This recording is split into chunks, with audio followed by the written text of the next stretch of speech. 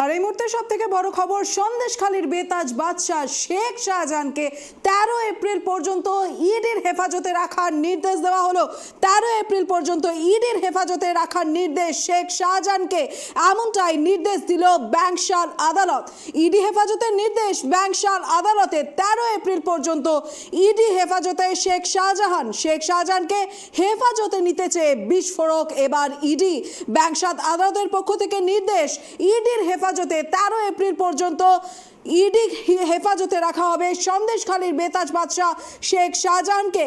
আর যেমনটা মামলার মারফতে অর্থাৎ শুনানির মারফতে জানা যাচ্ছে, সন্দেশখালীতে একাধিক সিন্ডিকেট চালাতো শেখ শাহজাহান, আর সেই প্রত্যেকটি সিন্ডিকেটেরই কিংপিন ছিল সে নিজেই। তবে সেই সাথে সাথে আরও যে ধরনের তথ্য বেরিয়ে আসছে সেটি হচ্ছে গিয়ে সেই সমস্ত রকমের সিন্ডিকেটে মূল ভাগ শেখ শাহজাহানের থাকার পাশাপাশি সেই সিন্ডিকেটের একাধিক অংশে জড়িত ছিল তারই সাগরেদরা বা বলতে পারেন তারই অনুগামীরা। এমনটাই মামলার মারফতে জানা যাচ্ছে। শাহজাহানের ঘনিষ্ঠদের এই সিন্ডিকেটের সদস্য হিসেবে চিহ্নিত করা হয়েছে। আর সমস্ত মামলার শুনানির পর এবার 13 এপ্রিল পর্যন্ত ইডি হেফাজতে শেখ শাহজাহানকে রাখা হবে বলেই নির্দেশ দিল ব্যাংশাল আদালত।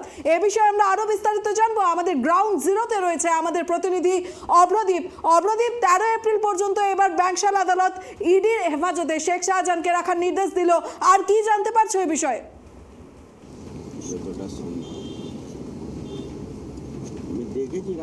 একদমই, দেখো গত 30শে মার্চ শেখ শাহজাহানকে ইডি বসিরহাট জেলে গিয়ে সোন অ্যারেস্ট করে এবং আজকে সকালে গতি প্রকৃতি যেদিকে ছিল, আজকে সকালে এনফোর্সমেন্ট ডিরেক্টরেটের আধিকারিকরা সরাসরি চলে আসে ব্যাংশাল আদালতে এবং সেখানে তারা আবেদন জানায় যে বসিরহাট জেল থেকে যেন শেখ শাহজাহানকে ব্যাংশাল আদালতে পেশ করার আবেদন জানায় এবং সেরকম আবেদন মঞ্জুর হয়। এবং আমরা দেখি যে বিকেল 4টে নাগাদ শেখ শাহজাহানকে এনফোর্সমেন্ট ডিরেক্টরেটের আধিকারিকরা ব্যাংশাল আদালতে পেশ করে এবং তার পরবর্তীকালে দীর্ঘ 1 থেকে 1.5 ঘন্টা ধরে শুনানি হয়। সেখানে ইডির তরফে যে চাঞ্চল্যকর দাবি করা হচ্ছে, সেখানে বলা হচ্ছে যে শেখ শাহজাহানই কিন্তু কিংপিন ছিল। শেখ শাহজাহান কিন্তু সিন্ডিকেট চালাতো সন্দেশখালী এলাকায়। এবং তার পাশাপাশি তোমাকে বলে রাখবো যে এই শেখ শাহজাহান কিভাবে তার এই চক্র চলতো সেটাও কিন্তু বিস্তারিত জানিয়েছেন ইডির আইনজীবী আদালতে। একজন ধরো শেখ শাহজাহান একজনকে জমি দিল, সেই জমিতে ভেড়ি হলো এবং সেই ভেড়ি মালিক অন্য আরেকজনকে ভেড়িতে যে চিংড়ি মাছের চাষ হচ্ছে সেই চিংড়ি মাছ বিক্রি করত এবং যাকে বিক্রি করলো তার থেকে ঘুরপথে কিন্তু শেখ শাহজাহানের কাছে টাকা চলে এলো।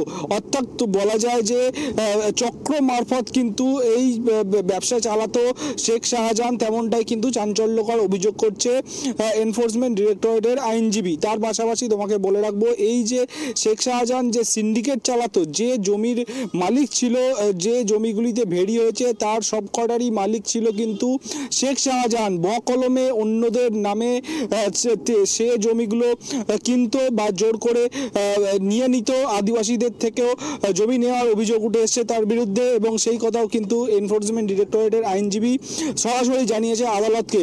তার পাশাপাশি বলে রাখবো, এই যে জমি নিয়ে সেখানে ভেড়ি করা হতো এবং সেখানে চিংড়ি মাছের চাষ করা হতো। পরতে দুর্নীতি, একজনকে জমি বিক্রি করা হলো বা জমি নিয়ে নেওয়া হলো সেটা একটা দুর্নীতি, সেখানে চিংড়ি মাছ চাষ করা হলো, তারপরে সেখান থেকে আরেকজনকে বিক্রি করা হলো একটা সংস্থার নামে, যেটা ভুয়ো সংস্থা, এসকে হাসিনা নামে এক সংস্থা। সেই সংস্থার মাধ্যমে অন্য আরেকজনকে বিক্রি করা হলো এবং যাকে বিক্রি করা হলো সেই চিংড়ি মাছ, তার মাধ্যমে ও টাকা কিন্তু ব্যাংক ট্রান্সফারের মাধ্যমে শেখ শাহজাহানের কাছে সরাসরি চলে এলো। অর্থাৎ বলা যেতে পারে পরতে এই যে ব্যবসার কথা তুমি বলছো, এই যে জমি হোক বা যে এই যে মাছের ভেড়ি বা চিংড়ি মাছের ভেড়ি যে ধরনের কথা বলছো, এই যে তুমি একটু আগে বললে যে তার সাথে সাথে যে যার অর্থাৎ শেখ শাহজাহানের অনুগামীরা যে জড়িত রয়েছে, তো সেই ক্ষেত্রে কাদের নাম সামনে এসেছে?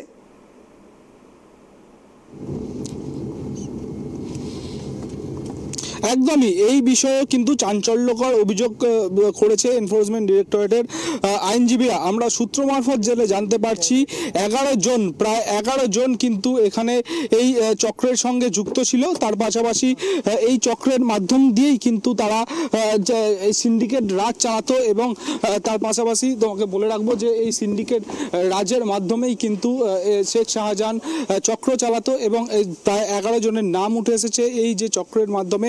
তাদের নাম তদন্তের খাতিরে কিন্তু এখন সামনে আনছে না এনফোর্সমেন্ট ডিরেক্টরেটের আইনজীবীরা, কিন্তু এই তাদের নাম যদি তদন্তের সামনে এসে যায় তাহলে কিন্তু তদন্ত বিঘ্নিত হতে পারে। সেখানেই কিন্তু শেখ শাহজাহানকে আজকে এনফোর্সমেন্ট ডিরেক্টরেটের আধিকারিকরা বলতে চাইছেন যে আদালতের কাছে তাদের হাতে তুলে দেওয়া হোক, তাদের হেফাজতে নিয়ে এই 11 জনের বিষয়ে কিন্তু আরও তথ্য জানবেন বা পরবর্তীকালে সিজিও কমপ্লেক্সে কিন্তু এই 11 জনকে তলব করে শেখ শাহজাহানকে কিন্তু শেখ শাহজাহানের মুখোমুখি বসিয়ে তারা কিন্তু জিজ্ঞাসাবাদের প্রক্রিয়া চালাবেন। এবং তার পাশাপাশি তোমাকে বলে রাখবো, তবে পরে এই মুহূর্তে তোমাকে ধন্যবাদ। আর যেমনটা এই মুহূর্তের বড় খবর বলা হচ্ছে যে সন্দেশখালীর ঘটনায় আগামী 13 এপ্রিল পর্যন্ত ইডি হেফাজতের নির্দেশ দিল শেখ শাহজাহানের। আর সেই সাথে সাথে যেমনটা শুরু থেকেই বলা হচ্ছিল, শেখ শাহজাহানের আইনজীবী তিনি বারবার একটাই অভিযোগ করছিলেন যে মামলা থেকে